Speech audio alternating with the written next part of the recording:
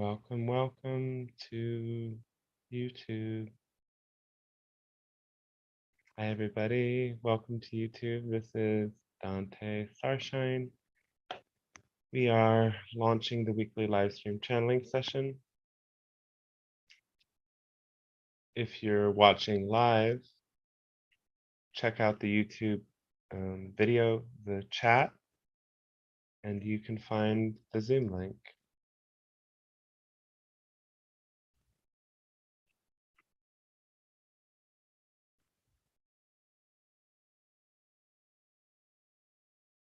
Check out.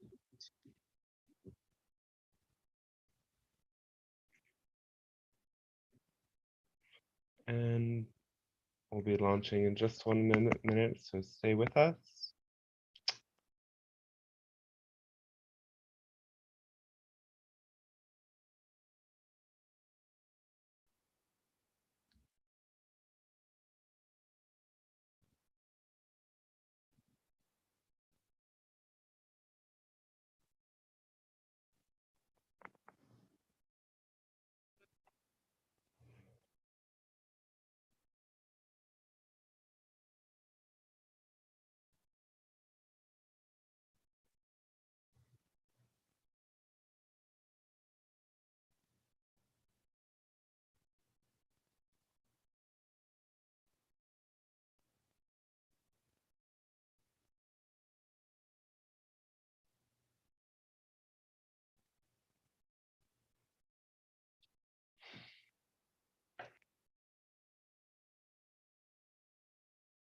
Okay, getting started now. Hi, everybody. Thanks for tuning in today. This is Dante Starshine here with you, and this is the weekly live stream channeling session with the Pleiadian Council. I have been channeling for about 6 years, and the Pleiadian Council are supportive, interdimensional consciousness that can tap into our frequency on the planet and as individuals and offer some insight. I won't over-explain myself because I do think that the sessions themselves are pretty self-explanatory, and most of the people tuning in have already seen at least one session. So take a peek. There's a video almost every week, and you'll catch us here next Thursday. As well, next Friday, I'm going to do a session Friday evening on US time, which would be early Saturday morning in Australia, Oceania, Japan, that area. That part of the world doesn't get to tune in as much to the transmission. So every now and then, like every month or two, I intend to do a transmission that is suitable for that time zone. So if you're in that time zone, check it out next Saturday morning, your time. We will be here. I also offer private sessions if you want to go deeper. It allows us to explore more personal things, as we can only go so deep into certain themes live in this group, or maybe you don't feel comfortable doing it. And also, you know, with so many people here often, not everyone gets a chance to have a really thorough exploration. So if it is of interest to you, check out dantestarshine.com and you can book a session. And as well, there is a channeled book that is on its way to publication that you will be able to have in your hands or on your Kindle or pad very soon.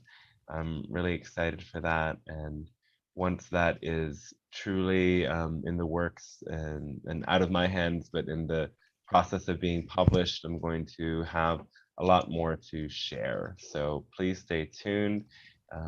This will be a busy month for the channel, and I'm happy to share with y'all.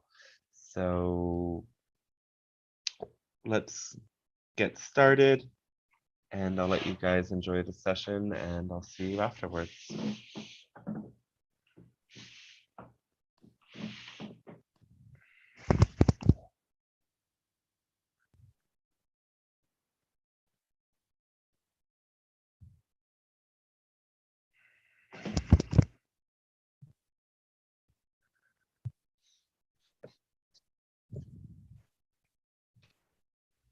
Merde.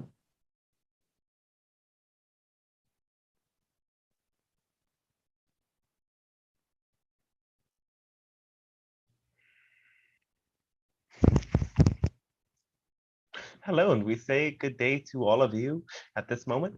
As the Pleiadian Council, we speak on behalf of the Galactic Alliance and many of the other guides and guardians supporting our planet through this process you may call ascension. As beings who have gone through this journey and evolved to higher dimensions of experience, we support your planet in this process of awakening and releasing those things that keep you tethered to lower dimensional and fear-based consciousness.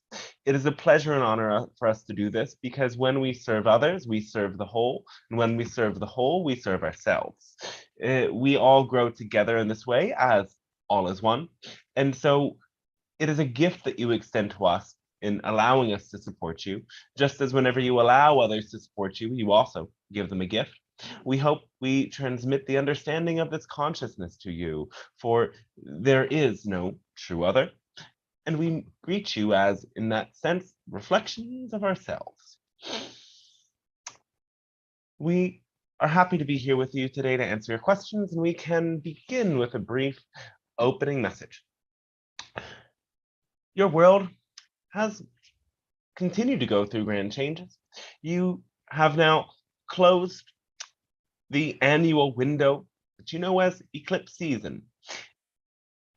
The orbital tilt of the moon and the earth create this perfect phenomena of about every 6 months, eclipses occur in some part of your world. The eclipse is created by the shadow cast by either the Earth or the moon, blocking out the sun's light through the sun itself or through the reflection of the sun's light via the moon. This temporary darkening allows you to see certain psychic blind spots. Blind spots are another term for negative belief systems that prevent you from seeing things as clearly as you could see them. In the process of release, there has to be a tension generated in order for you to really get in touch with what is moving through your system. And so as you go through that process of the eclipse window, typically humanity goes through tension, frustration, fear, a sense of being unsettled or disturbed. It allows you to release those energies and come to a point of greater clarity. So now that the window is closing, take what you have learned from these past 2 weeks and allow it to guide you to live passionately. Remember, the core of our message is always that passion is that guiding principle. And when you follow the formula of acting on your passion to the best you can without insistence on outcomes, your frequency will accelerate and you will find yourself attracting the most synchronistic and ideal circumstances for your own soul path. Circumstances you don't prefer must be used as lessons in order for you to integrate negative beliefs and move in the direction of what is truly resonant for you as a soul. Your world is continuing to go through grand changes. One thing that we will discuss again today are the changes taking place in your economy. As many of you are curious about this and concerned about this, what we will say overall is that you are eventually moving into an economy that is based on love. Your economy now is based on fear and based on scarcity. Hence, prices inflate and the value decreases. All of these agreed upon values are essentially there because individuals in power, as well as the masses, fear scarcity. But instead, if you tap into abundance that is not monetary, you will be able to experience great love and great safety in these times. When your vibration is not disturbed by fear, you have a greater ability to attract those things that you actually need. And so the reminder is to continue to look to other forms of abundance. Community is abundance. Friendship is abundance. Skills that you possess are abundance. ways that you can meet your needs that are not monetary are abundance.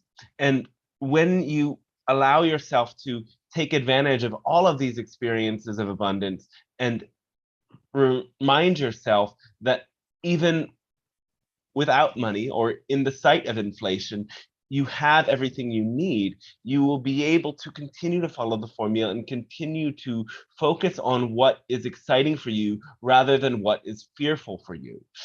So many people have no sense of what is exciting for them. And if you want the world to change, you have to be the remedy to that. You cannot act like those who live in fear and expect things to be different while judging them, which is what some of you do. So to do something different, focus on what you love the very most. And instead of worrying about when you might run out, remind yourself that if you really want to do it, there will be a way.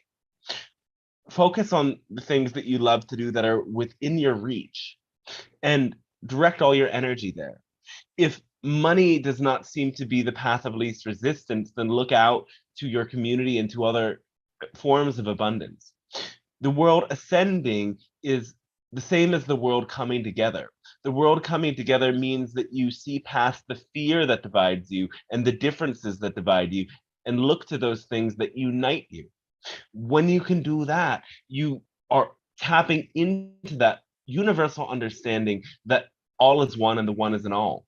And as you remember this more of the time, you will be able to feel unity and unconditional love in your relations with others. And no longer will that fear be triggered, but the love will be activated, and you will be able to expand into that love and allow others to tap into that resonance through your presence and expand their consciousness as well into greater unconditional love. So that is our opening message for today, and now we would like to support you with your questions, comments, and sharings and musings whenever you would like to begin. Hello, Pleiadian, it's me. Hello, welcome. Thank you. I have questions about what is seems to will be happening about the economy. I am curious to know if it look like the dark ages and people will be obliged to eat rats meat, something like that, or none of this will take place. okay, so we will be psychologically challenging. Understand that this is a manipulation on behalf of the elites. There is no real scarcity, but the elite generate a sense of scarcity because they can grab the reins of more control over the masses. The pandemic was a way for them to generate fear and take control over the masses. It had its time, it had its place. People started to feel more safe, and overall the sense of fear diminished. And therefore they needed something new to scare you. And so they are now tinkering with the financial narrative and the financial mechanisms so that people again have something to feel fearful about. But if you don't give in to the fear and you again remember that there are other expressions of abundance and there are other ways to meet your needs, then you will be able to thrive. There will never get to be a point in which there is genuine starvation and famine in parts of our world that don't already experience that. If it gets near that point, you will come to discover the unity that brings people together before you see genuine hunger or anything of this nature. Patient. I'd have found a small spoon. Okay. But yeah, that works too. There is some mic open. Someone that. All right. The mic. One moment as we allow the channel to return. Is anybody willing to be a host to mute people? Yes, we have discussed about this. Josh, I don't know if Josh will I can tackle it on. Got it. Thank you. All right, so yeah, please make sure, no worries, Simone. Good to see you here, Simone. All right, so let us continue then. Okay, thank you for your precision. So it will not be the challenge about economy. It not will be so much fearful and challenging. It would be lighter, and we will have to face with positivity, and we will find solution. Yes, It will when not be again you as recognize that abundance is the ability to do what you need to do when you need to do it, and is not determined by these numbers and dollar bills and so on and so forth. You will then be able to focus on what unites you and what you're passionate about. When you are living your passion, you are expressing abundance. When you are coming together in community, you are expressing abundance. So focus on this, and you will find that there is no lack. Yes, because for example, in United States, since many years they are living in scarcity about money. So we are pretty much everybody used to it with COVID. So it's not so much different. Yes, they're simply attempting to push this fear on you more, again, because your fear about this pandemic has diminished. They need to keep you afraid of something. That is their strategy to exploit the masses and prevent this ascension from really taking place. Okay, because I have heard the bad, negative people, they have the keys of the monetary system, and the light people, the people who want to help us, have asked all the code and the keys to be surrendered for helping humanity, and they don't want to give the code of all the monetary system. That is right? Essentially, yes, but the elite want to keep their power, and they do this by keeping the masses divided. You understand that 1% hoard 90% of the wealth, and that 99% are divided and are struggling and striving to get their resources. Or even if they are not actually struggling, they create a mental struggle around the idea of finances.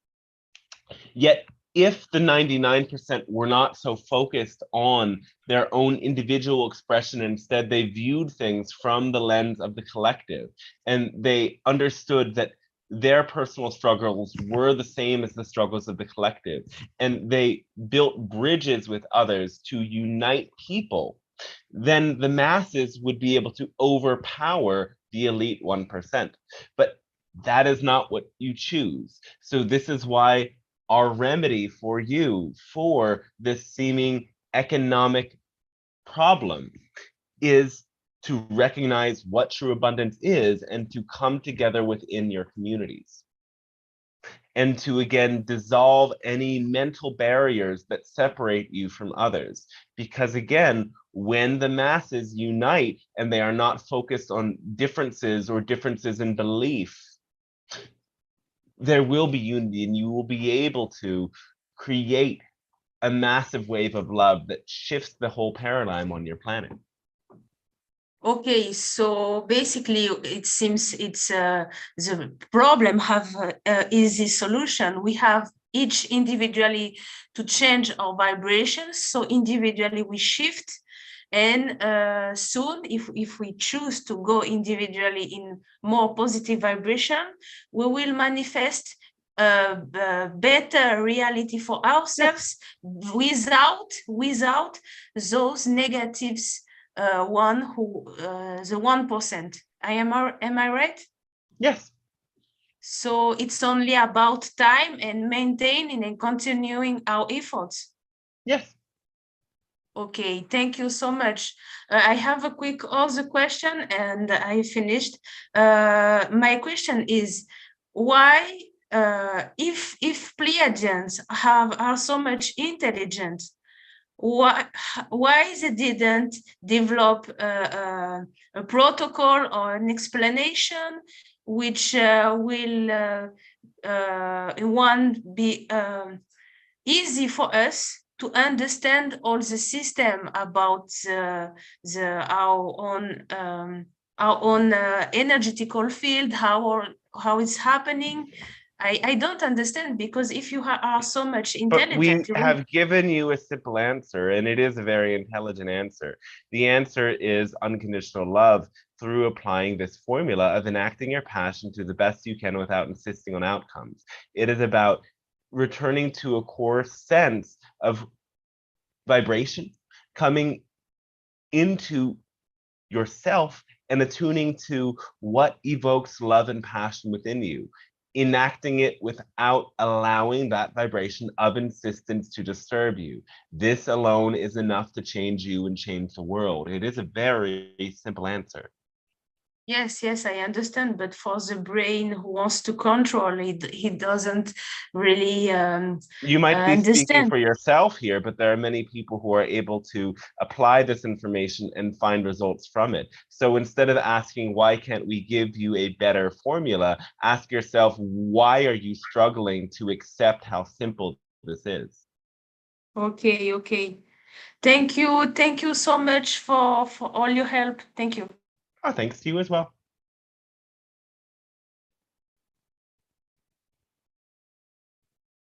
I have a question. Hello, yes. As I was tuning in, I heard you speak about, of course, and I know this in my mind, I know this in my heart. I'm asking for some clarity or some expansion on it, but coming together, like we need to come together as a collective, even those that we don't see eye to eye with, or even nose to nose or arm to arm or country to country. Like there's a huge divide. And although I work diligently to try to soften that and soften my harsh reaction, are there any magic tricks to this, extending this unconditional love to those that we are at odds with? Like, Yes. is this just going to be a matter of practice and time and working with what works and discarding what doesn't? We do have a magical solution for you, and it is to understand the motivational mechanism, meaning everyone is motivated to take action because of their beliefs, and nobody takes actions that they don't believe to be beneficial for themselves. So when you apply this to people who have different beliefs than you, come to understand that they are doing the best they can with what they have been taught and what they have learned through the course of their life. They are not trying to harm themselves or others. If they are intending to do that, there is a belief that insists that doing that is a good thing. So when you can recognize that nobody is actually doing something they believe to be bad, this includes the majority of your world, for there are some truly ill-intended individuals, but there are not many. Most people are doing what they believe to be good. So when you're triggered, recognize that the other person is doing what they believe is right, and they're doing what they believe will serve the better of all. If you can find a connection with that person through the core intention to do something beneficial, then you can start to have a conversation about what your beliefs are. When you meet another person and you can look them eye to eye and say, I recognize that you're doing what you believe is best. Can we discuss our own beliefs now? You can open up that conversation to learn about each other. And you will find that even if you don't agree with their beliefs, through using that other person as a mirror, you will get to peer into your own beliefs and get to understand those beliefs better and why you work the way that you work better.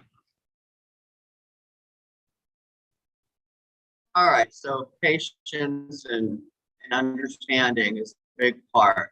And Yeah. so in my short synopsis of this, whatever I am doing for myself, health-wise, spiritual-wise, etc., things that bring me joy.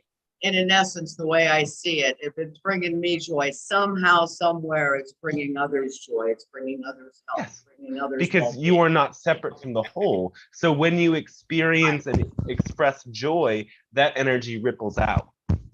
Yes. So Right. anything that Thank brings you you so much. joy is in service to the all, as long as you are not causing others pain or harm in that process. I understand that. Thank you so much. Thanks to you as well. We can say to all that, yes, yes.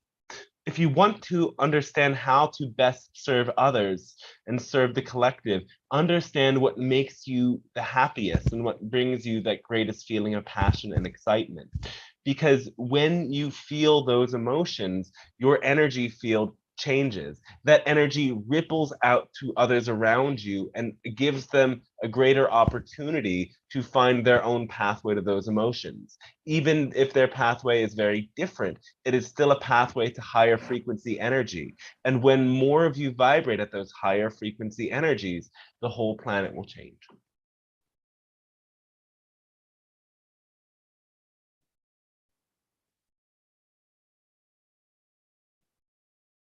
Make it sound easy. It is. But of course, there's complexity. There's a deep willingness to feel and to investigate your feelings and your beliefs in order to transform. But the part that's easy is discovering what brings happiness and joy and choosing it. And then, of course, it will always lead you to a new discovery of negative beliefs that constrict you.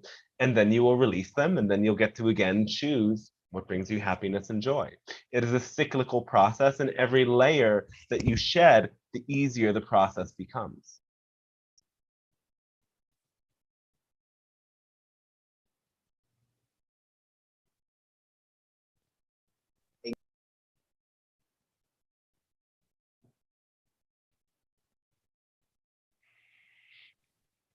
If people only do does what they think it's better for them, how we can explain to them to let go and use the attraction law if they cannot, if they are not allowing themselves to feel it, to, you know? Well, not everyone is going to be that directly excited about terming this as the law of attraction. Some people with different beliefs and understandings will have their own way of understanding that. You best lead by example. The example that helps others evolve fastest is by, again, embodying your own passion. When you are an example of your own passion, that leaves a great impact on other people.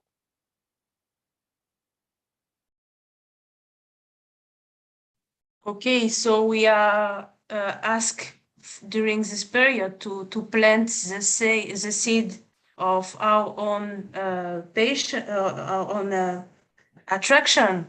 Yes. But I don't know how to do that. I don't know, without money, without it's complicated for me. But thank you. All right, our thanks to you.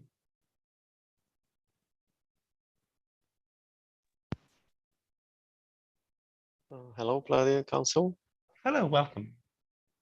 I would like to ask that Bashar is saying that the biggest secret that we will learn is that there are no day. How do you comment that? There are no days? No, because you said that they are manipulating markets, that they are making us to be fearful. And so Bashar is saying that we will discover that they are not they. That's true, yes. That is a perspective that is truthful because all is one. Yes. And from the perspective that all is one, those who are manipulative are not really separate from you.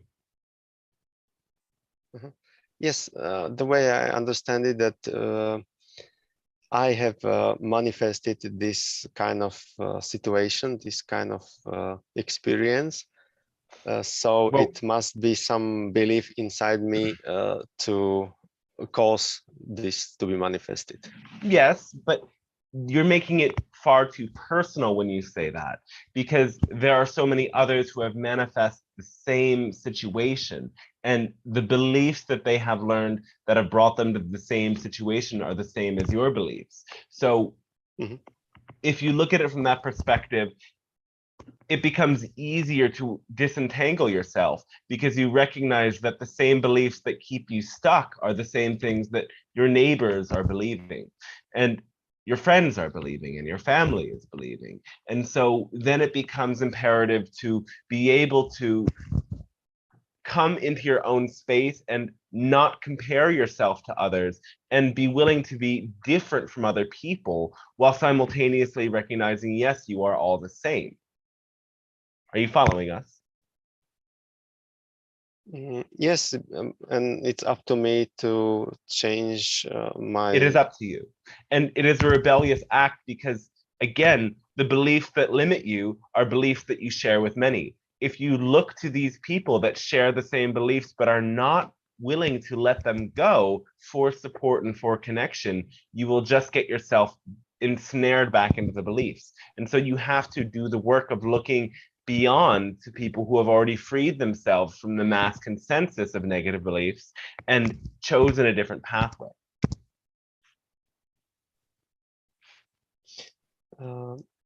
Yes, and so what belief can manifest this kind of situation? That the thing I can think of is that I believe The that... situation right now with the collective economy?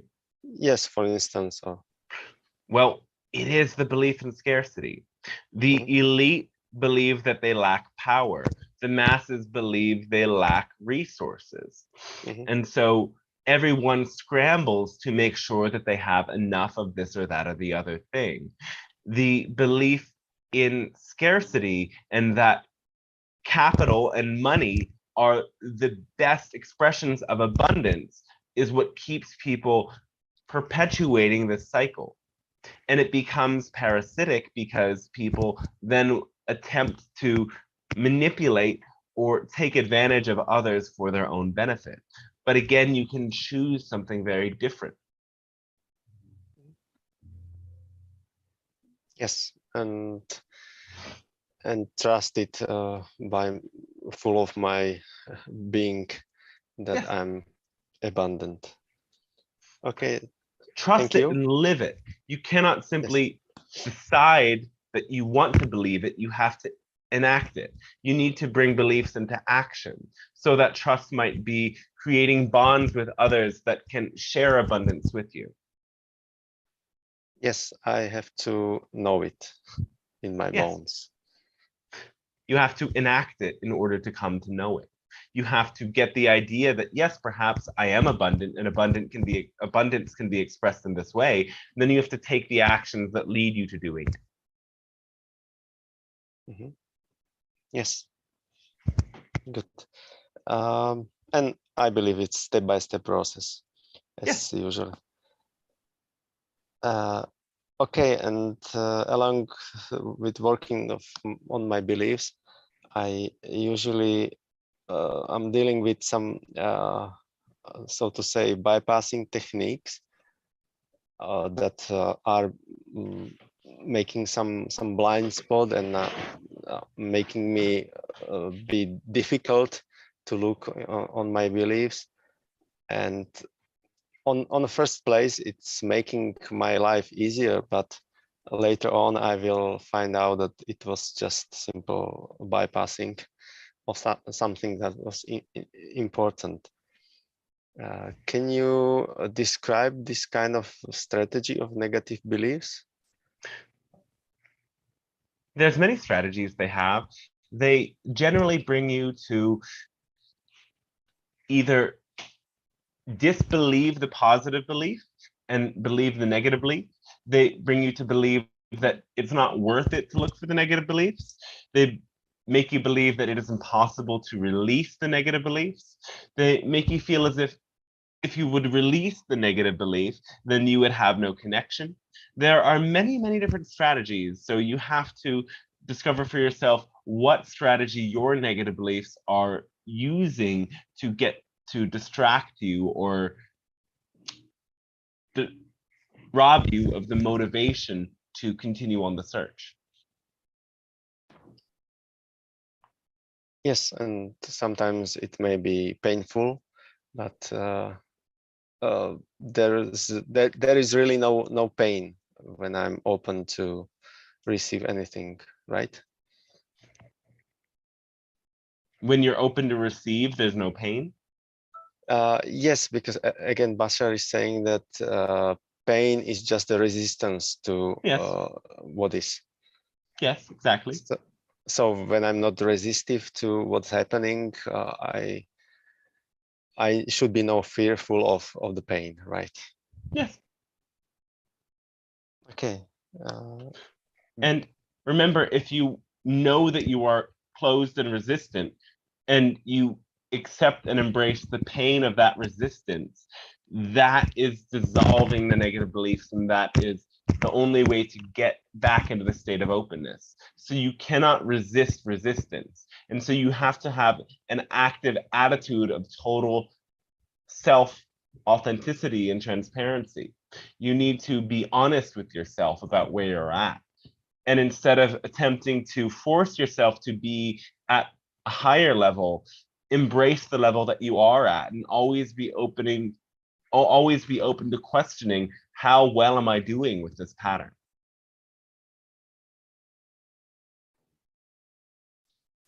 Okay. And I believe one strategy of negative beliefs is to entertain us. So what's your take? You might, yes, use the negative beliefs as a way of entertaining yourself, because you don't yet have a belief in place that says there is a more positive way to be entertained.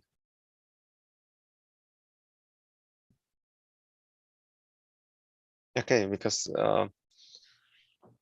sometimes I am confused my entertainment with my joy and passion. Well, entertainment can be distraction or entertainment can be passion. It's up to you. Again, anything that is not your highest excitement is distraction. So that highest is a key word. You have to choose your highest excitement, not just any old excitement.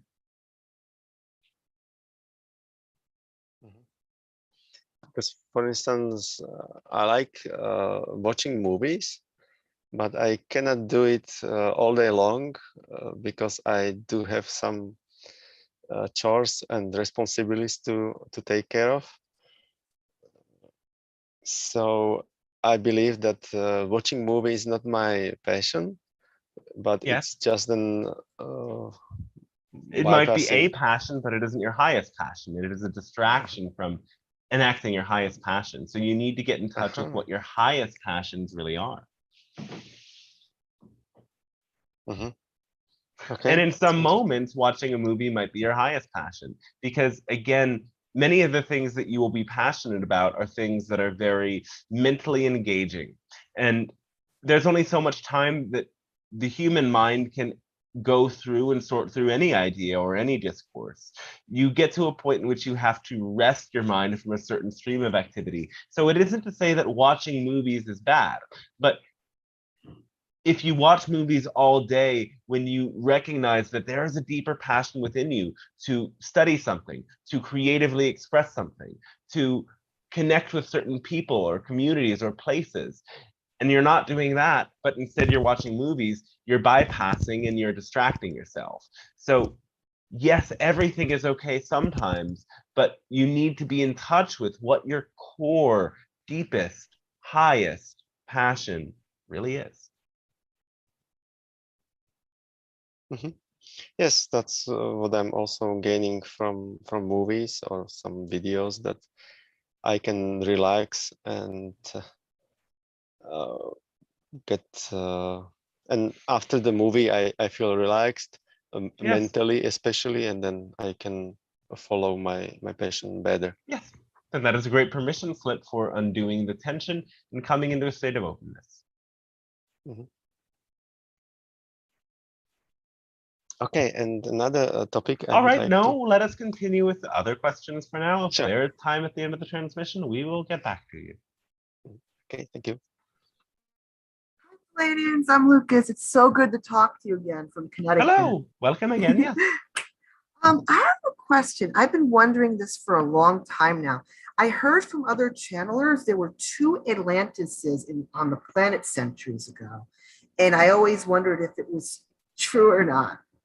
I don't know. Well, there was Atlantis and there was Lemuria. There were two different civilizations, and simultaneously there were many other civilizations on your planet that were not as technologically advanced at that time. Oh.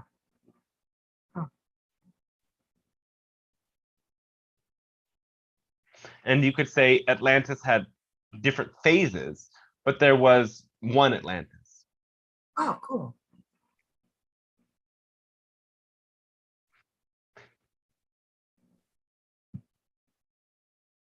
Something more about this? No, it is very interesting. Thank you so much. Yes. For sharing this. Yes. Well, we would say again, Atlantis represented the masculine polarity at that time, whereas Lemuria represented the feminine polarity. They grew together for some time, and there was open contact between many star beings like ourselves, like the Syrians,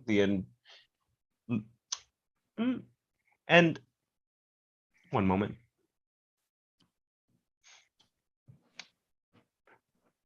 Yes, there was mostly the influence of ourselves and the Syrians and some other beings that we cannot mention in this particular moment. And the Atlantean civilization grew to be very focused on the idea of expanding their territory, expanding their technology, expanding their power. This inevitably led to the fall of Atlantis and also the fall of Lemuria, which happened much quicker.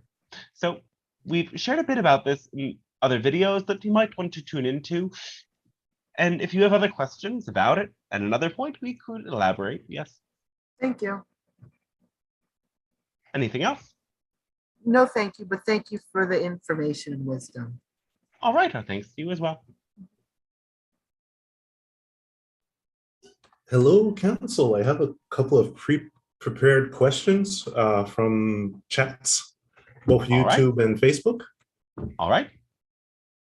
So the first question that comes from Mahalo.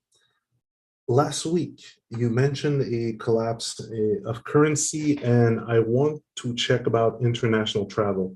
My family has a complex travel plans at every school holiday. For example, my teenage son flies for his boarding schools in England to his home to Cambodia in July and back to England in August. And for Christmas and Easter holiday, I fly to Europe to be with him.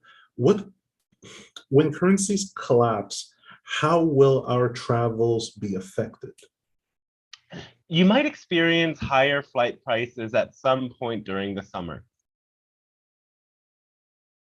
But it will not be like the past years during which there was totally restricted travel. In the case of higher flight prices, perhaps book further in advance than you normally do.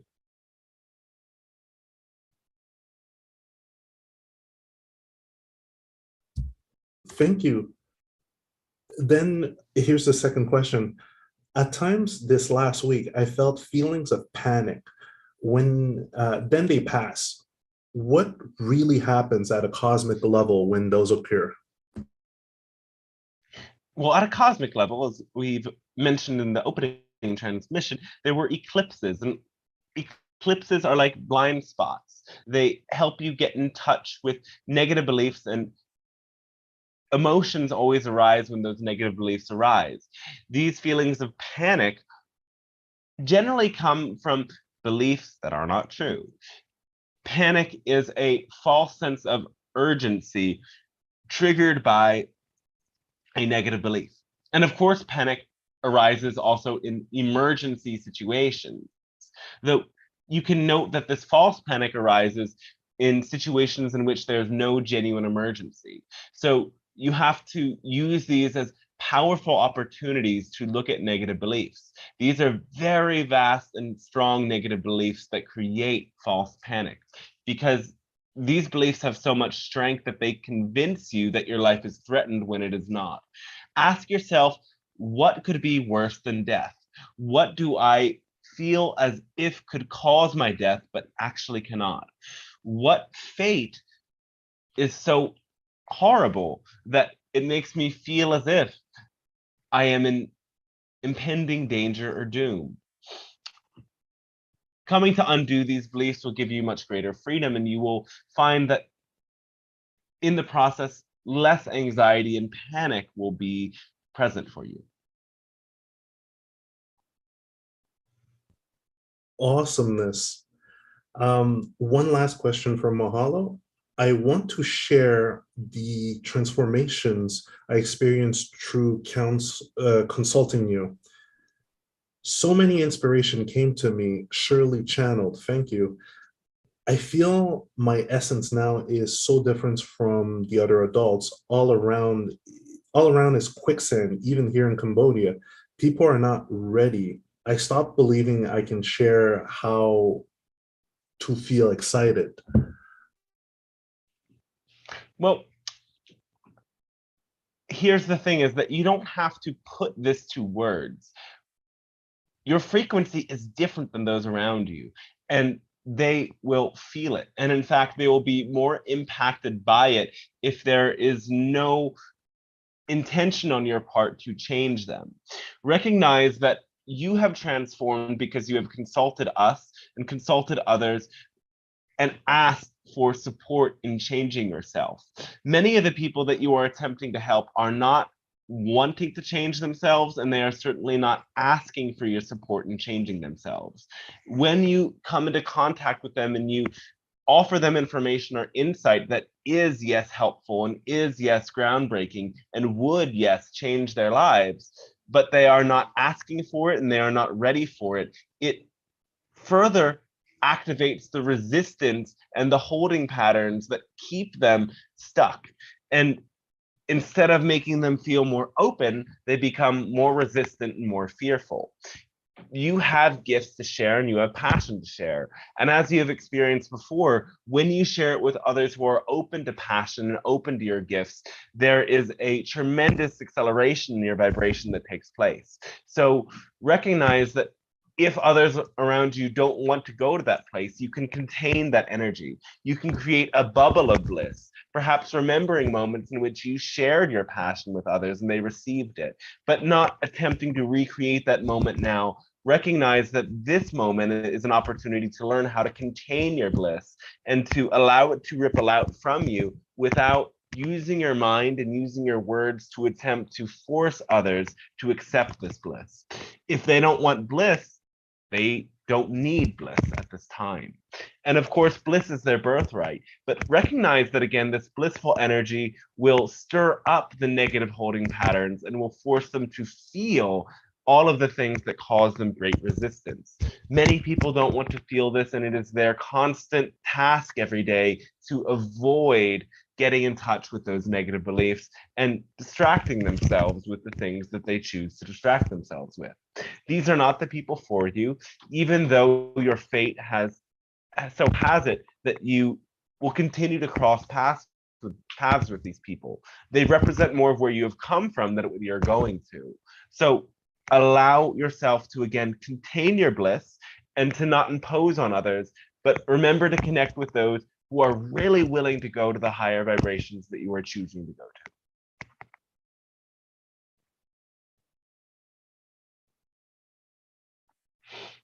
That is awesome. I have a few YouTube questions. If then the first question from Latrim Lover: what is the probability of a financial crash happening this year?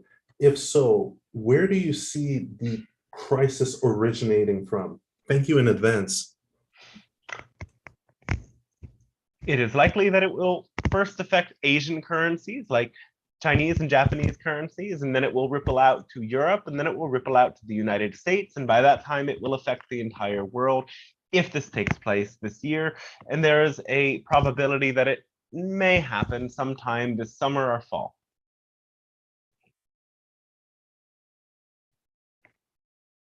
Thank you. A question from Josh Phoenix 11. Where is the location of our solar system in the Milky Way? The solar system is constantly moving. The sun orbits around the galactic center in the same way that your Earth revolves around the sun. In fact, your sun is also linked in with the orbits of other stars. This causes the sun to move. And so not only is your Earth never in the same place as it was before around the sun is never in the same place that it was before in the universe. Hence, as your solar system drifts through the cosmos, you connect with different energy pockets along the way. Thank you. Another question came in from Kevin Wickhart. Can you speak of the future of retirement? I'm 40 years old and love my job as a soccer coach and living my highest excitement most of the time. However, I like many, do not have the typical retirement plan set up financially. Will there be a setup in the future, 2030, 2040 and beyond, to better support the masses as they slow down and retire? Your world will go through many massive shifts by that time. So there are so many variables that are now in flux that we cannot say exactly what will happen. But what we can say about the collective is that, yes, the financial systems will change and there will be a shift towards experiencing true abundance. As more people wake up to greater compassion, and compassion comes to be the way that the world is governed, no one will be left without, and everybody will be free to explore their passion. So yes, know that things will not be exactly the same as they have been before, but there will be some similarities. There will be new systems that will support everybody in being able to live the life that they prefer and make the choices that suit them. So yes, be open and continue to live your passion in the moment, trusting that as long as you're following the formula and accepting and embracing the abundance that is present with you today as it suits you in meeting your passion, you will continue to find that all of your needs are met. Great, thanks. And one question from the Zoom room. You have previously mentioned that tapping into courage was the way to tap into higher degrees of love. Can you expand on that? And is there a way to use that energy in areas where you don't have any fear? Thank you. By Lucas Taylor.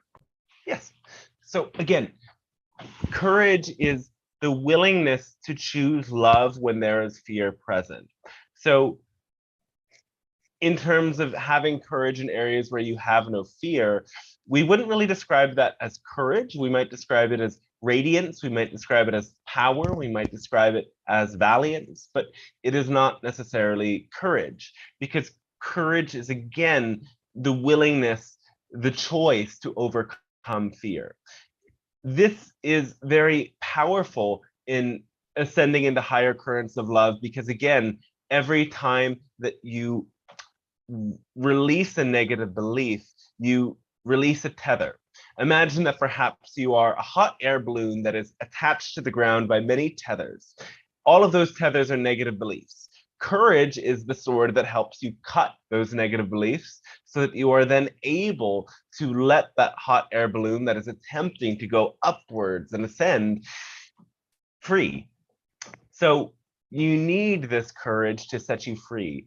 Every time that you have courage, you release a bit of fear. So say, for example, you are afraid of initiating a certain kind of interaction with this person who represents something to you, or you're attracted to this person for some reason. And you, despite your fear, make the choice to initiate contact. In that conversation, you experience a greater opening, an acceleration of your energy. And the next time that you are in a similar situation, you are less afraid or slightly less afraid. It can be the same with a public speaking engagement, as this is something many people are afraid to do. Even the channel, when he was first opening to teach and present in person and online, had some fear and trepidation. There were many negative beliefs that were present that made him feel as if he wasn't enough or wasn't presenting his ideas in the clearest of ways. But again, every time he did it and had to use the vibration of courage to do what brought him to feel love despite the fear that held him back, he found more mastery over the words and more confidence simply being there in front of people or on the camera. So you need to look at the things that you really want to do in your life, but you have fear or avoidance patterns around.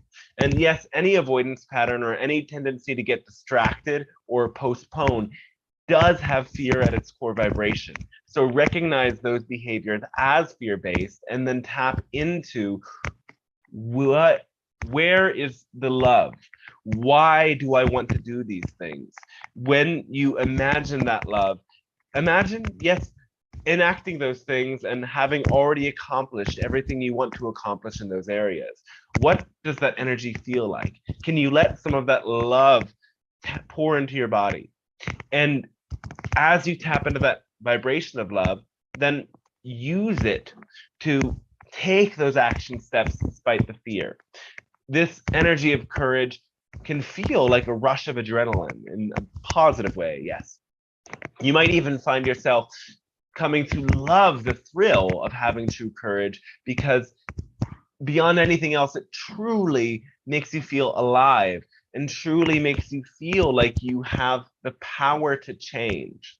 There's nothing that reminds you that you have the power to change as much as true courage does. So again, tap into this vibration to break through your own barriers. And the more accustomed you are to doing it, the easier it will be to make choices that allow you to feel empowered and in that vibration of love.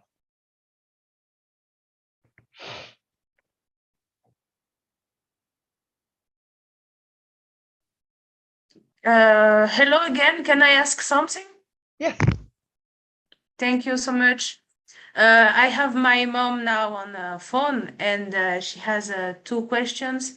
My mom, she's a very creative person. She is trying to write a book. She's very drawn to drive this book. She is following her passion, but the book take too much time. She is blocked, and she would like to know what is happening, why is delaying, what, because she's fully invested in this book, but it seems the energy is blocked. Something is blocked. Well, understand that the lack of time is, in a sense, also a belief. She has to overcome the belief that she doesn't have the time, and instead come to see that there are things that she is choosing to do that take time, that are part of the reason why this project keeps getting delayed. So she has to change her priorities and stop doing some of those things that take away the amount of time she really has, and instead choose to focus on the book. Okay, so you are saying she have to change the belief system, and she has to invest more time in what is first her passion. Yes, she has to, yes, change the belief systems that might make her prioritize other things above writing this book. Okay. And instead have believe that writing the book is the truest priority and that she can dedicate the time to doing it. Um, okay, but if the book is not going through some like the channeling, it's as if the channeling it's even if when she is dedicating to write the book, the There's a creative message. blockage, as you say. Ah, okay, so you are saying her expectations make the information for the book being delaying or maybe slow. Well, if there's a creative blockage and she's unable to tap into that channeling flow, she might be, yes, having too high of expectations of what the book needs to be. So release attachments to those expectations and instead simply allow the words to express themselves. If there was no attachment to these expectations, there would be no fear and trepidation. Okay, thank you so much. She has another question. Since 8 years, she sends a connection with one being she called the guy Bernard, and now it's this energy. It's like a love energy. It's so much insistence. She is questioning if it's not a negative being, a false connection, or if it's truly from this guy. She thinks it is.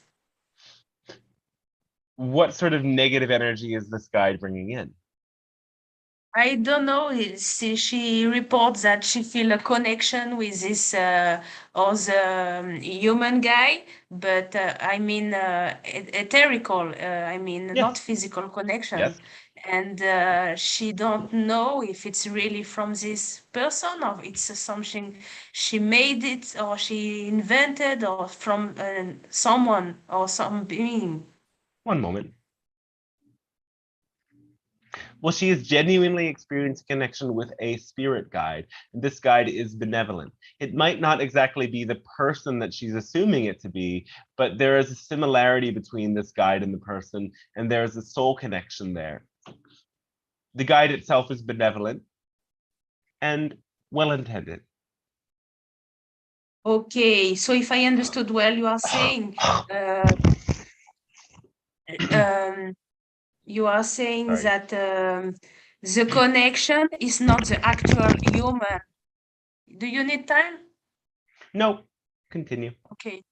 The connection she's sensing, it's actually her etherical spirit guide, Yes. the love from this guy.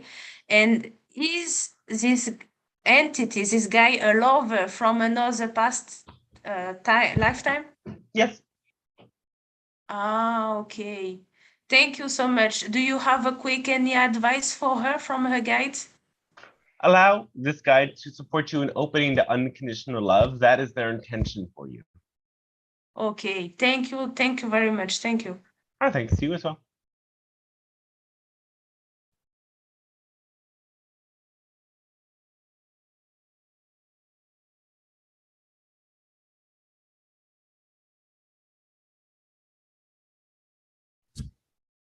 Well, hello, Pleiadian Council. How are you?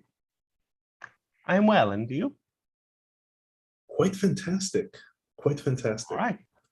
It's been an amazing eclipse period and lots of things kind of coming up. I'd have a question on energy. Yes. I've noticed inside my body, I can feel certain hotspots Yes. around the chakra area. And I came onto something, a bit of a practice that's close to Reiki, but I was kind of wondering if there would be different methods and applications to play with those hotspots in order to diminish their impact.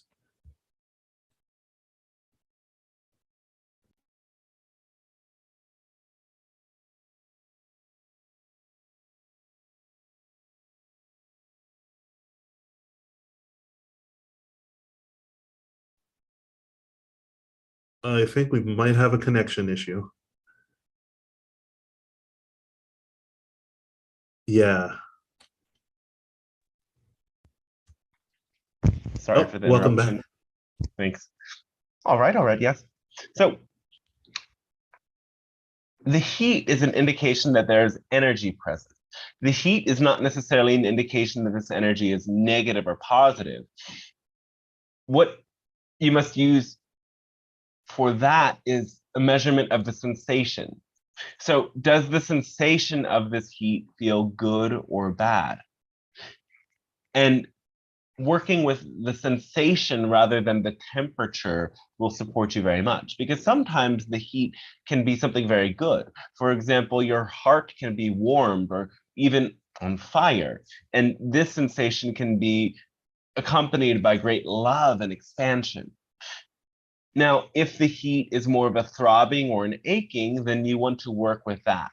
So yes, using hands-on touch and Reiki can be helpful. It is best used in combination with breath, breathing into that area and bringing your awareness into the sensation. Feel that sensation and again, express total non-resistance to it. Trust that healing is feeling, and the more that you allow yourself to feel that sensation and dissolve it into release, opening, and love, the more that you will be freed from whatever stuck holding pattern is present there.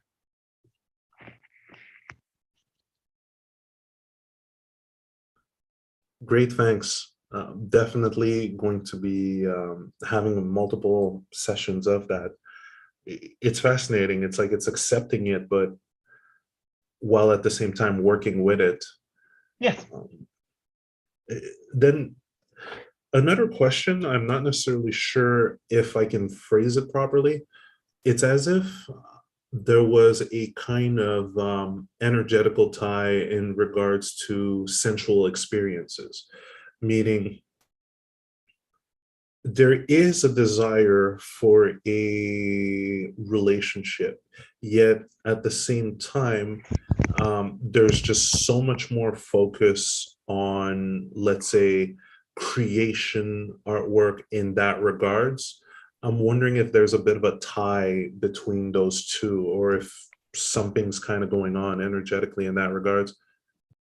Well, creation and romantic or sexual connections are both linked in the sacral chakra. So you can see that this sacral chakra can be switched in one or the other way. And your ability to surrender into a flow of emotion and energy in one department also affects your ability to flow and surrender into another department. So in the sense, by focusing on yourself and your creative work, you're also preparing yourself to flow in relation with a partner. Though, yes, in order to find a partner, you have to also seek them out. You have to go to these social sort of places where lovers may meet each other. You have to immerse yourself in the communities of people of a like mind and allow yourself to make connections there, because these connections do not simply appear out of nowhere. You, in a sense, have to put yourself in the right environments where people similar to you come together. And that can be both in person and online. Though in person is generally a bit easier to truly make connections, but that is not the case for everybody. Awesomeness, then. Thank you. Great, thanks. Well, thanks to you as well.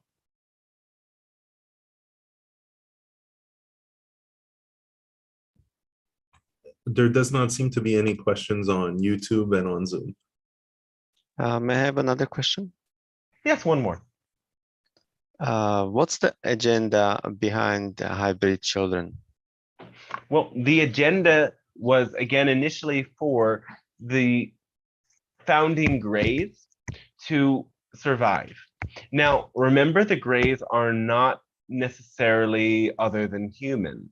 The Greys were humans from a parallel reality version of Earth who went down a path of fear-based and logic-based dominance that brought them to become cyborgs morphed with their technology on planets that were destroyed and they were, as a species, unable to connect with emotions and connect with their hearts.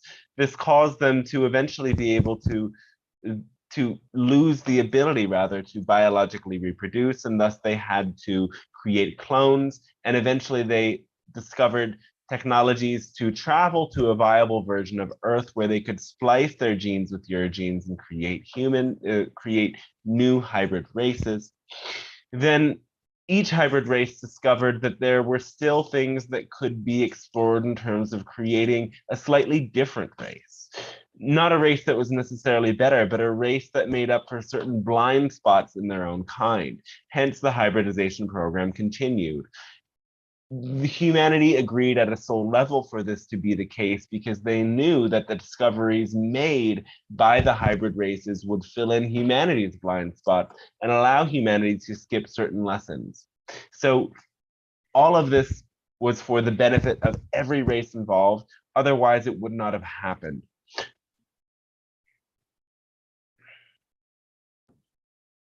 And what about hybrid children Bashar is talking about that are living on spaceships that eventually can come to Earth? They're coming here to transform your world. They're coming here so that they can usher in an age of open contact and greater connection in your world. You are transforming your world, and as you transform it, you make the space for these hybrid children and for other extraterrestrial races to contact you and land and integrate here. So it will be part of our evolution, right? Yes. So that means that our bodies, as we are using them now, are not good enough to evolve more beyond some frequency. So we need to have a enhanced DNA. Well, it's not necessarily that you need to do it, but you can do it. You can create new and more evolved species, and that is the process of evolution itself. Everything is getting more specific, differentiated, unique, for the purpose of there being diversity. It is not to say that one hybrid race is better than another hybrid race. Every hybrid race simply discovered that there was more expansion that could happen, and so they created a new hybrid race, and there are still new hybrid races yet to be created. So it's possible to solve our planetary challenges even without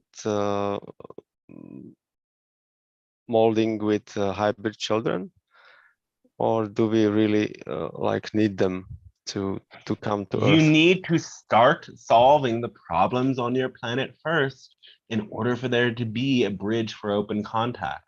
Remember that your planet needs to shed a certain degree of the fear-based energy that is still present in order for there to be a viable bridge for contact, because now you are still in too dense of a vibration. So it is not an either or situation, it is both and. Yes, you need to transform, and yes, you have to do these changes on your own first. And yes, the support of the ETs and hybrid children will be there for you once you start to initiate those changes. Okay, thank you. Oh, thanks to you. Any other questions from others? There's a Who have not yet? question. Yes. Well, a question on the Zoom by Lucas. Yes. Can you describe more of the energy? Can you describe more about the energy of regret? What to do and what to watch out for? Regret can be used in order to learn lessons. So when you are experiencing the emotion of regret, you have to ask yourself this question: what have I learned from this situation or this outcome that I would not have been able to learn any other way? And when you come to that understanding, you need to hold on to that lesson like a gem. And perhaps journal about that lesson, discuss that lesson with other people, meditate upon that lesson, use that lesson as a motivation for your art or your creations, and work with the lesson until it is truly integrated as part of you. The regret is an emotion that's present in order for you to remember the lesson and to integrate the lesson. And once you integrate the lesson, you will not have the emotion of regret anymore. So be thankful for this emotion because it is helpful for you in learning the lessons. Sometimes people get stuck in the emotion of regret. And if this is the case, you have to open yourself to have a greater degree of self-compassion and truly understand that from the perspective that you had at the moment of making those decisions, the choice you made seemed like the best choice according to your understanding and your belief systems. And your understanding and your belief systems were generated through your entire life experience, so much of which you were not in control of. And so understanding and accepting that you made the very best choice you were capable of making will help you not get stuck on the regret and instead use the regret to uncover what valuable lessons are present there that you needed to learn the way that you learned.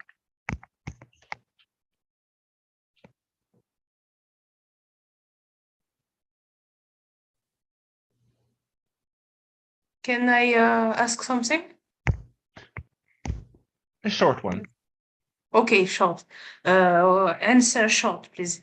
Is it true the war in Ukraine? It's because there is a lab on the sun down in the earth. No. And this lab, there is inside alien technology, and they are fighting No, Putin. this is not true.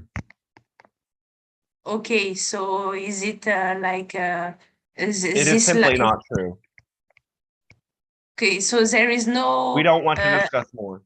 Okay, okay. Thank you, thank you. Thank you.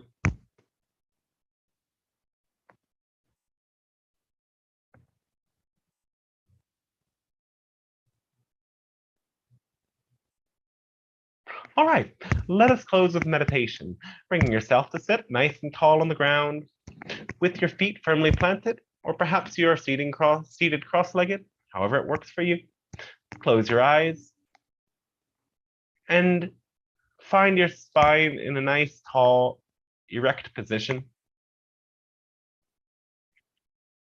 Take 3 deep breaths in and out as deeply as you can. Hold the breath a little bit at the top before exhaling through your mouth, sighing and letting go of all tension, of all confusion, of all figuring out, and simply rest into the sensations in your body.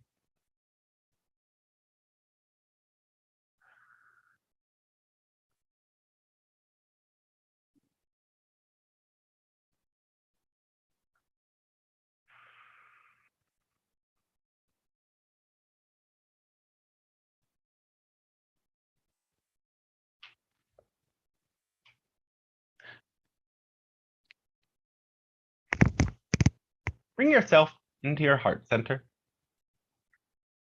and picture an immense and brilliant light there. Allow that light to spread through the rest of your body, glowing, vibrating as it lights up every cell and part of you.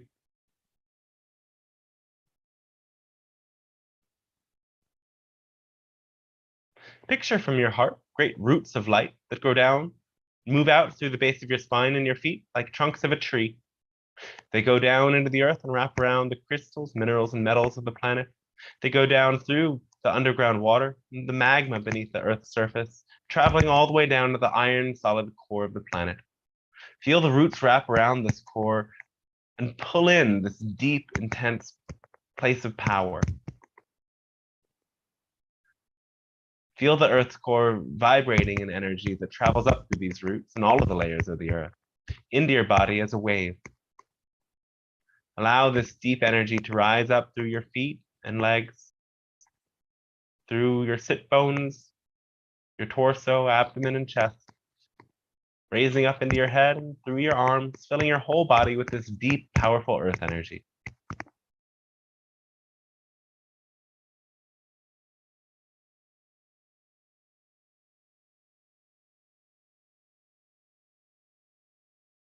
See around your body a beautiful, radiant crystal column of light.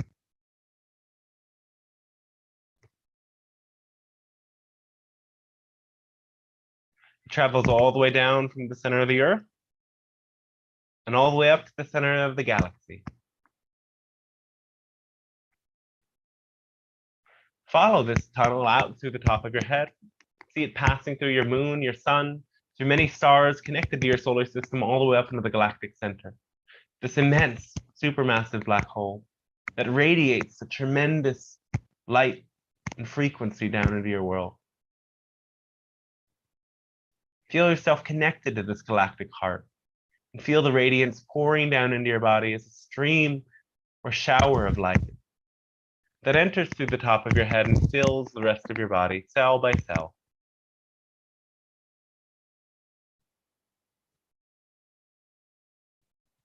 Immersing yourself in the sensations of this cosmic and earthly connection, coming into your own center.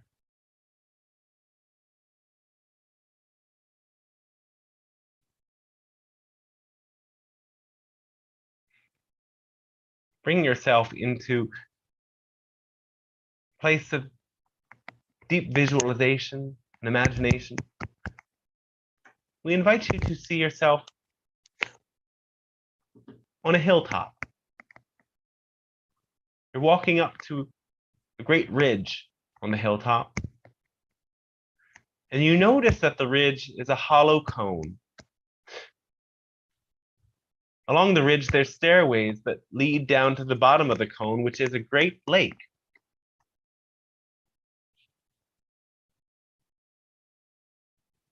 As you walk down the stairs to the lake, you notice that there's some strange technologies within the lake and on the borders of the water.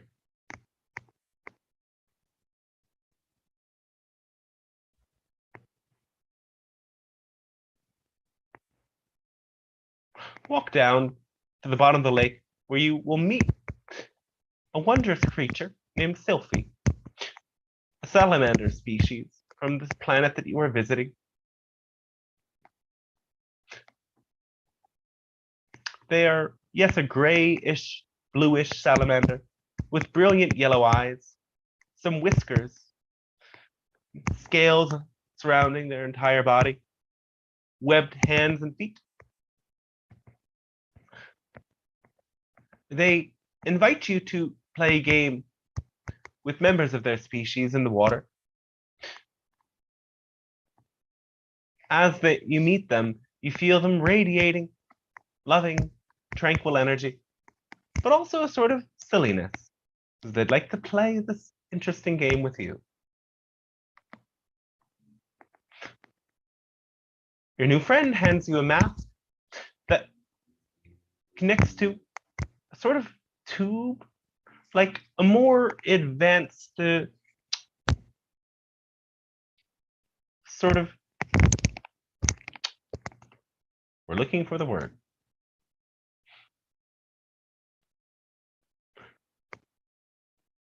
We don't know why we don't have access to that in the channel's brain.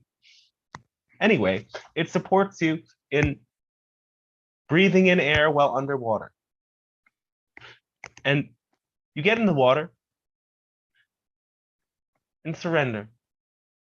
Suddenly, you feel the water starting to move and a grand whirlpool initiating. The water spins and spins, and you find yourself being pulled and tugged by the water.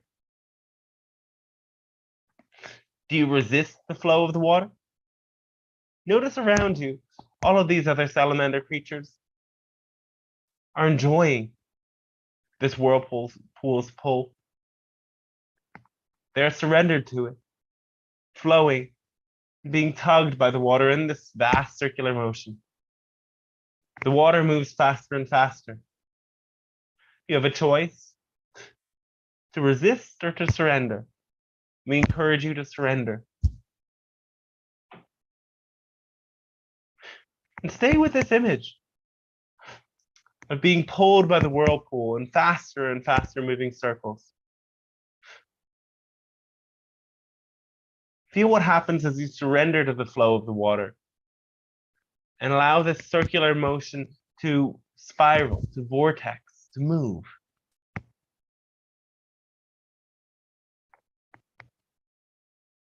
Perhaps you feel this spiraling, spinning motion start to move through your own body here and now. And as you feel the spin, allow it to move and spin out of you any of the lower frequency energies that you don't want to bring with you.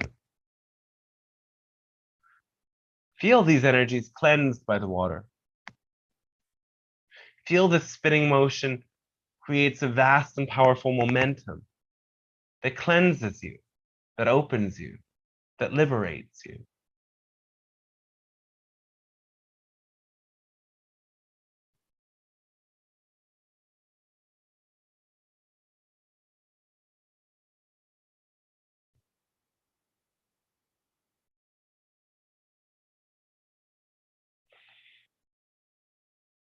Look around to your new friends in the water and see what happens as they spin.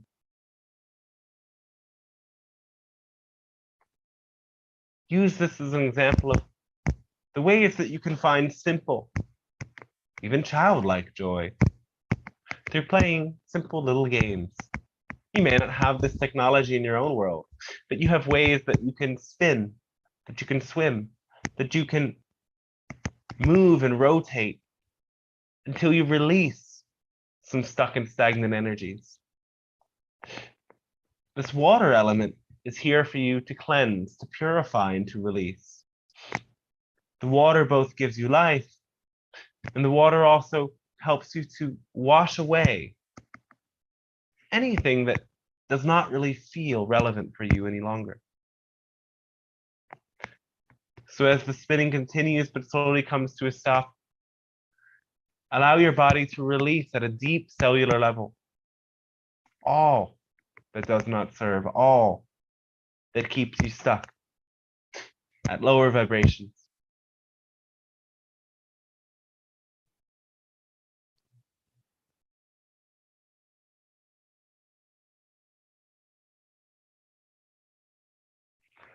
And as the water comes to a standstill, open your eyes and feel yourself floating to the top,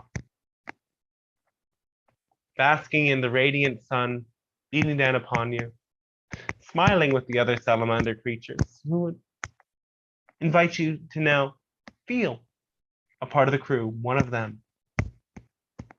And know that you can come back here whenever you want to play this game. Perhaps in your own world, you'd like to create a similar game where you create a spinning vortex that accelerates that process of generating new momentum and releasing stuck and stagnant energies. Know that this motion is a natural one that will always help you in continuing to flow. Slowly, gradually bring yourself back into your body and back into the present, perhaps still feeling that spinning. Notice in your body, there's still energies that want to spin out of you and new energies that want to spin into you. Use this motion to help move stuck and stagnant energies. Remember, whenever you find yourself frozen, stuck, or stagnant, what you need to do is move. And this spinning motion will come to be one of the greatest gifts that you can use to help break free any stuckness. So our love and thanks to all of you for co-creating with us and for allowing us to share this transmission with your world, for allowing others to receive your insight and this information. It is a gift that you extend to us and to all that is by showing up here with us. So we thank you. And we wish you a pleasant rest of your day. And we look forward to our continued interactions in the ways that you may show up for.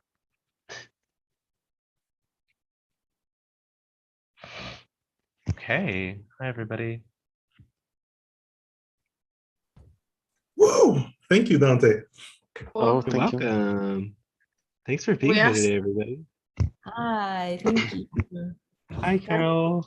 Hi, got here late, but got, any little bit I can grab is great. Thank you for Yeah. doing this transmission. You're welcome. Yeah. And the replays are always there and available on YouTube too. Yeah. How you doing, Dante? I'm good. I'm good. I'm yeah, getting focused, I would say again. Time to do a lot of work, I'm visiting my family in Pennsylvania. I try to see them like once a year because I'm always traveling and blah, blah, blah. I try to stay for some period of time as it also gives me a space to really focus. So yeah, now I'm just kind of, I finished the last touches on the book. I'm going to submit that. And there's other things that I want to be doing in my online works and maybe even starting to draft another book. I have no idea what's going to be happening, but yeah, there's just a lot of things I need to do also within myself, and that's all happening now. Before we continue any discussion, just a reminder, if anybody feels called to support these sessions with donations, that is a grand help for me. I offer this every week for free, and of course I'm available for private consultations as well, but these sessions are supported by donations if it is something you're able to offer. And of course, other support in forms of abundance, I also welcome. The links to do that are in the comments on, it's the first comment on the YouTube chat and also in the Zoom room. So I really appreciate your support. And yeah, but I'm here for any other questions or discussions as well. I think you are very two main how do you say bringing ways of bringing abundance for yourself. There is your content, but there is also the example of your journey, how you handle so much maybe the scarcity, maybe the travel, maybe all the problem. Investing in and explaining your journey in more detail and all your shamanism, like the session you did with the lady, it's very interesting because it's a new way of seeing or living. For example, each time I have a problem like housing, I always think about Dante. I say, how Dante does. How Dante does. You have two main, maybe many other ways, but these two ways, like your content, why you are sharing with Pleiadian and also yourself. You can Well, yeah, invest like more. I'm always sharing myself, and that's part of the magic is that these countries are expensive. And I mean, I get paid well for sessions, but I don't have endless sessions yet. So it can still be challenging, though I always make it work. But for a while, like, I would just stay with people when I would go places or, put myself in situations where I don't have to pay for all of the things that other people pay for. Co-creating with people, sharing meals together. These are expressions of abundance too, and it's just reminders that it's like we need to learn to rely on community more. And I wouldn't have been able to have half of the experiences that I did have without community helping me get there. So it is just that reminder, and yeah. Yes, but the difference is you are allowing yourself to experiment this. And when we are and I'm like allowing me, myself to receive, and I'm allowing myself to ask yes, as well. I'm not yes, like, oh, I'm helpless, I'm homeless, I don't have. I'm like, hey, who can help me out? And someone is always willing. But the thing about our culture is that people are so often afraid to ask for help and are really afraid of being in that vulnerable position because we've gotten this idea that being totally independent and self-reliant is the very best thing to be. And so no one wants to show up as vulnerable or admit they need help. But that yes. also keeps the collective in this dominant vibration of isolation. So by opening yourself to be like, hey, I need help with this, it changes the whole culture and more people are willing to ask for help. And there suddenly becomes more co-creation. And then we recognize that we've had abundance all this time. We just haven't had our eyes open to what abundance could be. Yes, that's what I am saying. You show up. You are very you dissolved all the matrix beliefs I have, for example, and that is a huge example. And you are sharing this information, but in communication we learn. Sometimes we send a message, but sometimes the mean how we send a message. Sometimes we have to use different means to attain I don't know if it's the right word, many different people, because the message is very great, Yeah. Yeah. The same message can be translated into many different languages, and beyond just the languages of the world, everybody speaks a different language. So I encourage everybody to take the information that you receive from this and other channelings and find ways to communicate it that aren't exactly the same wording, but can meet other people around you and recognize that we have to be able to translate this energy and this information for other people into something that they can understand, so it's palatable and so that they can really, dive in. And once we put it in their language too, then they might be able to understand our language as well. Yes. Yeah. Maybe your next book will be about yourself and your journey, how to dissolve, to go into 3D to 5D, maybe. It will be a lot more like that, yeah. The first book is the channel book, and the next book will be a lot more like personal sharing and personal experiences. But yeah, we'll see where it goes. And when you were a child, what was your drive? What What was was my your drive as a child? Yes, because my drive is, for example, I always have the expectation, the want to develop a way of explaining the reality for everybody. I don't know I where mean, it was. when I was a child, I wasn't that focused on very much. I mean, I wanted to get good grades and prove myself to be a good boy, and I was pretty capable of doing that. But I like to play video games. I like to make art. I like to write stories. I definitely had that creative edge to myself as a child. Like I would go above and beyond, and I would like make the story like 5 or 10 pages more than it needed to be, or make the art project more than it needed to be, just because I love doing it. So, I was a Yes, I kid, see. but that's what I did as a kid. Yes, but you were drive to help the love of helping other people too, I guess. No, I didn't care about other people that much. I cared about creativity. Oh, okay. I was a kid. Favorite video game console? GameCube. I was a Nintendo kid. Ah, awesome. Yeah. What is I did. what difference now? You are going like the wisest of the wisest, the wise guy now. I'm wise and I'm crazy too. Okay, thank you.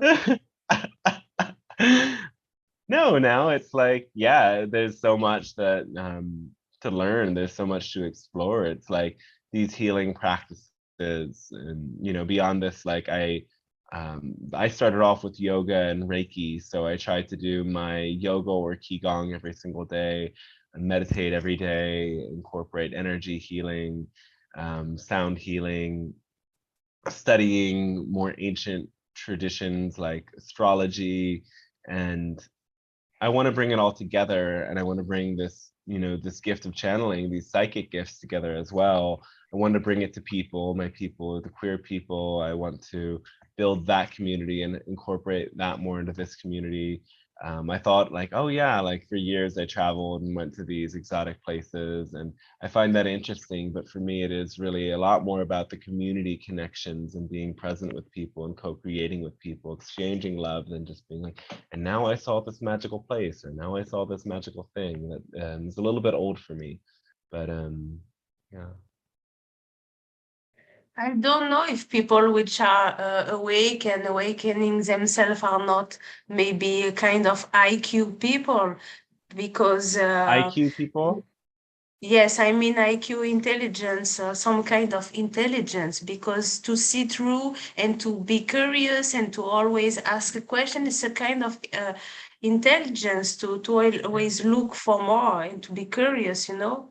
And I Yeah. think maybe people who are trying to be awakened, I don't know, have something more in intelligence. I don't know.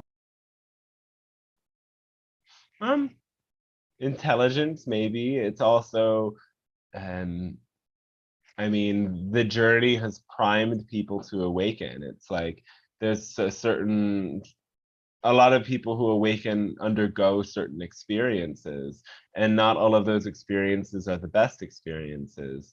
Oftentimes, they're experiences of being totally exhausted by the fear-based society we live in and getting to a point of being desperate for something to change. That was my experience. It happened young for me. Hallelujah. But it wasn't easy, and life has become easier as a result, but I had to go through a breakdown and a rebirth. I had to go through transformation. I had to release.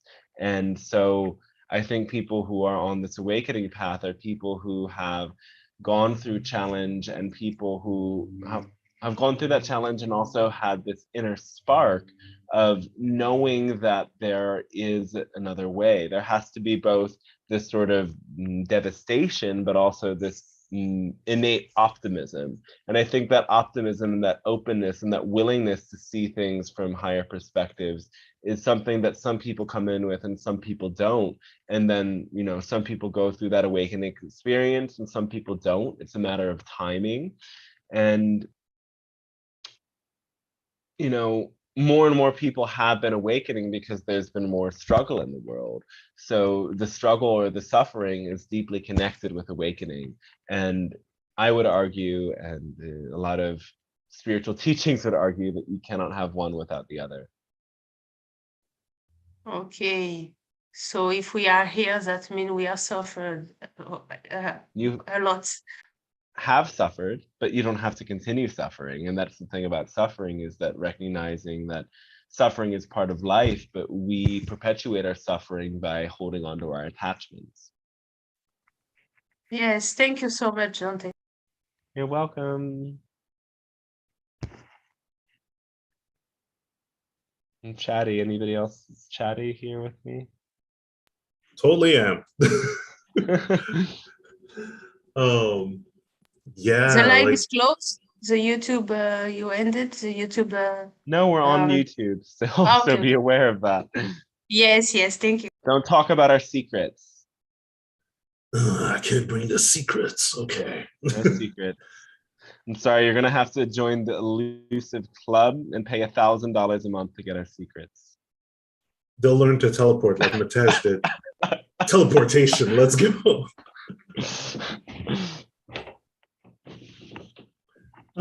But oh man, so much fun. It's like, especially during the eclipse, the way that it all flowed through. So you know, usually every full moon is that same kind of blast, but during the eclipse, it was just like constant and nonstop.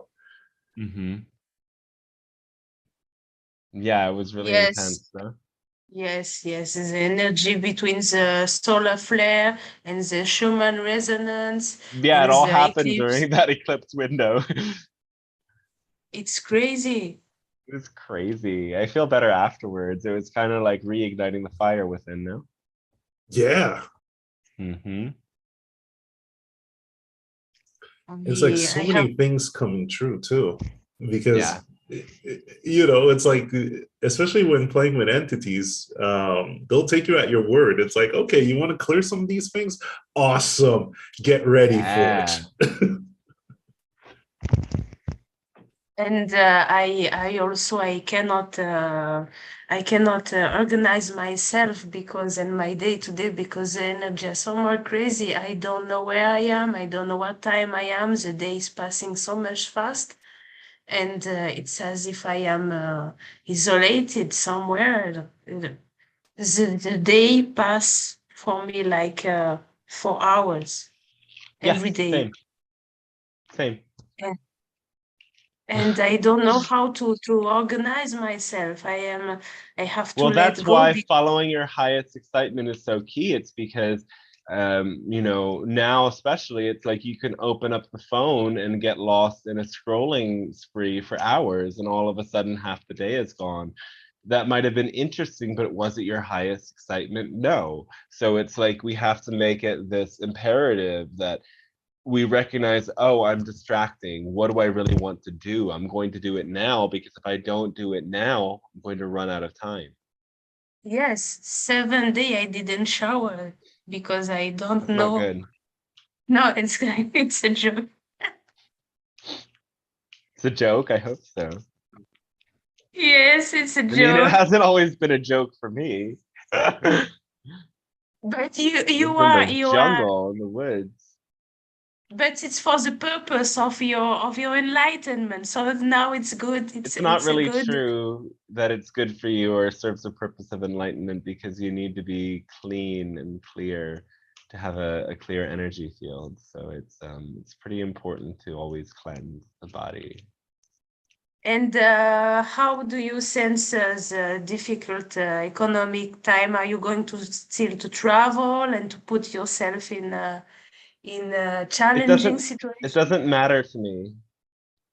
It doesn't matter. I didn't make the best decisions in the past. I kind of thought that the abundant time was forever here, but I don't actually care, because I'm just going to do what I want to do anyway, and that's what I've always done.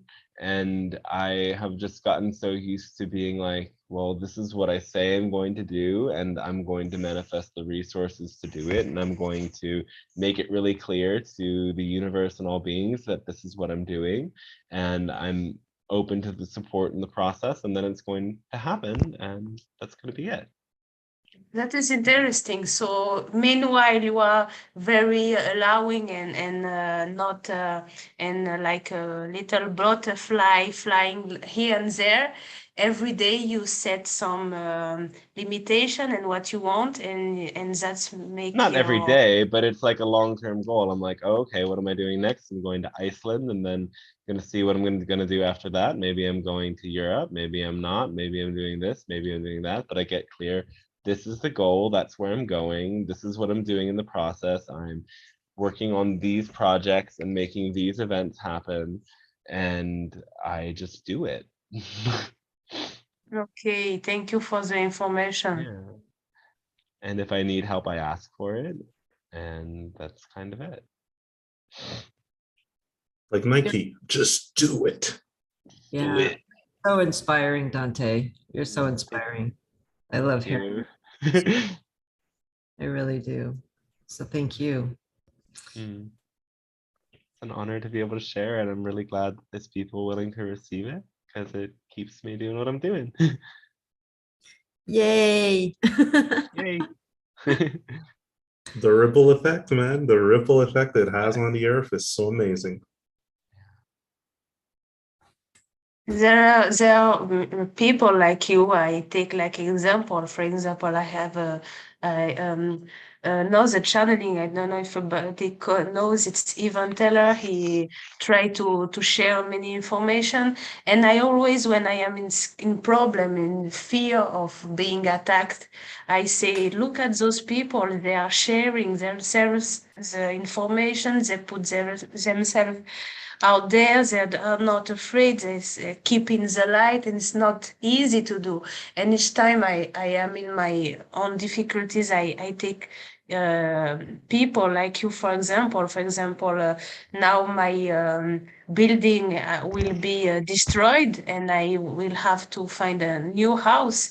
And I look at your lifestyle, and I say, if he can do that, maybe I can too, you know. Yeah, I mean, it's And totally possible. You just have the to get rid of a lot of stuff. And yes, but I we mean, don't not have. everyone wants to do that, and that's totally fine. I kind of am unique in the way that I'm like, I can live out of 3 bags. And of course, sometimes I get too much stuff and I have to let it go, but it's like stuff is a very limited expression of abundance and doesn't really make you happy. So if you're happy to live with less stuff, you can live on the move. And I mean, I would say for the past like year, I have not lived in one place more than 2 months. I've lived in the same area, but I would move from place to place and just move my bags. And you know, a part of me wants a more long-term place, but it's like this is it's a way that I've learned to move. And I know, you know, there's not that many people out there setting this example online, but I know Yes. tons of friends who are gypsy nomads and move from place to place with their bags, and or are they snowbirds? They live up in the States or in Canada in the summer. They live back down in Central or South America in the winter. Or they just travel endlessly, and all of it's possible. And I just hope that I know not all of my audience is like that. I think the majority of the audience is not like that, but I hope that people get to experience and understand through what I share that I'm not the only one I know doing what I'm doing. There's tons of us, and it's possible, and not to it's a learning curve, but it comes to be not that difficult. It's like it would be more difficult for me to try and fit myself back into society than it would be for me to continue doing what I'm doing. It's all about our beliefs and our behavior patterns that we don't question anymore. Once we shift them, then things become easy. The hard part is learning how to make new patterns. And now that I've made new patterns and lived this way for 10 years, it's not that hard. I don't like carrying the bags all the time, but it's not that hard. Okay, so you don't have a little one who carries the bags for you and you go everywhere. You No. don't have an ET helping you and you go butterfly here and there. There is someone carrying your bag. No, you have to carry all the weight of your stuff. Shh, Exactly, you can't and that's say why I that. try to It's get most of my. I try to not only in carry the too much private. stuff. Only in the private. We don't talk about the summoning spells, okay, Kate? Oops. No summoning Oops. spells. Yeah, 10K a month for that. Familiars popping up carrying the bags. It's like, what was that? Maybe Just a summoning circle going. Maybe the more difficult it's to start. Yeah, it's true. The most difficult is the start, and once you get through the start, anything is possible. I'm starting to feel hungry and like I need to do other things, so I'm gonna sign off, Okay. everybody. Thank you so much, guys. Thank you again, friends. Anna. Love, blessings, hugs to all. And thanks Have a for good the one. ways that you share this insight and wisdom and share your own abundance. We co-create together. Love, and see you next week, and see you as well. There is the Oceanic edition next Friday or Saturday in Australia, Oceania area in the morning. So see you then. Hi, everyone. Bye. Thanks, Dante. See ya. Thank you.